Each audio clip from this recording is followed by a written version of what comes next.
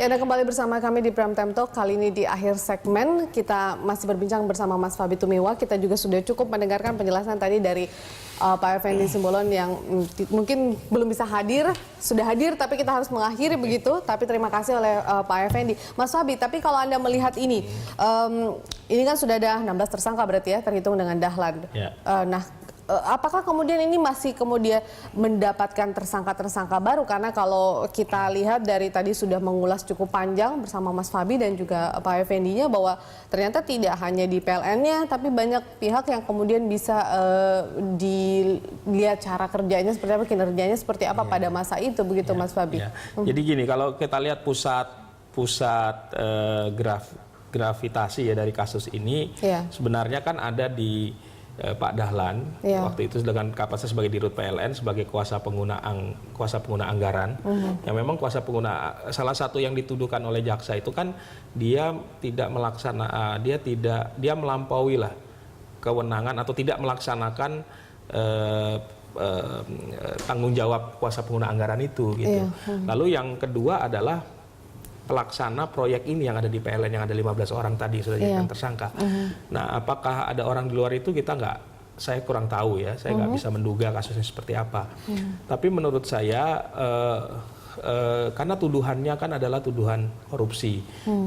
Saya akan kembali ke tadi, apakah memang korupsi ini sudah dirancang atau memang permasalahannya yang berkaitan dengan yang dituduhkan oleh Pak Dahlan itu memang persoalan administrasi teknis ya, yang dimana dengan sikap dia untuk gerusa-gerusu, istilahnya mau cepet-cepet, lalu kemudian melabrak aturan ini sana sini atau agak meremehkan mungkin ya prosedur-prosedur administrasi, atau memang ini sudah dirancang gitu sehingga beliau ini kalau tadi dibilang bisa saja terjebak dari satu konstruksi yang udah dibangun gitu loh. Ada satu konstruksi proyek perancangan proyek yang sudah dibangun.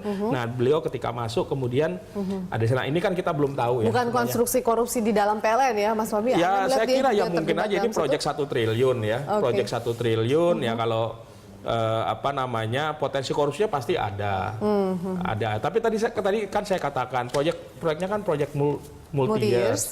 Harusnya ada koreksi sepanjang tahun ini. Pertanyaan saya juga kenapa nggak ada koreksi? Artinya kalau kontrak salah ya harusnya bisa dikoreksi, karena kan kalau kita lihat perkembangan dari peraturan Menteri Keuangan itu juga setiap tahun berubah tuh. Baik.